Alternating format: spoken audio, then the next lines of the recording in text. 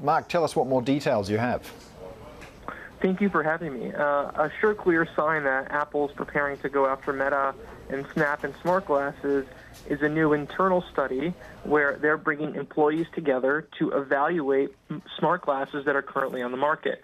Now, before Apple enters a new product category, it often does this. It creates these employee studies, does them internally as a way to not let these types of initiatives leak out publicly, right? Obviously, we found out about this one.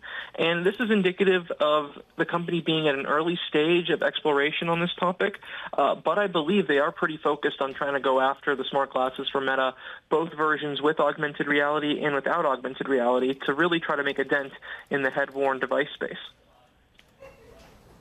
So I'm curious as to who this appeals to, right? Because as you said, Meta kind of did the stripped-down version. They're not really a true sort of AR set of glasses, right? So does this aim to bridge the gap for people that think that the Vision Pro is too expensive and too cumbersome to use day-to-day? I think so. I think that they see this as potentially an accessory as a higher-end version of AirPods. I see this as an accessory that is a lower-end version of the Vision Pro.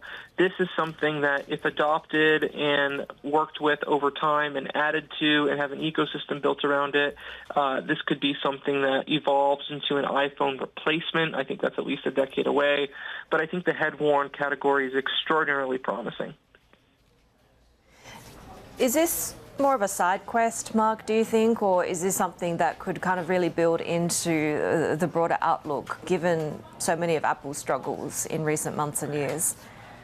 You know, I think everything that Apple does at this point is going to be a side quest, right? There's nothing that's going to replace the momentum, the revenue that things like the iPhone has.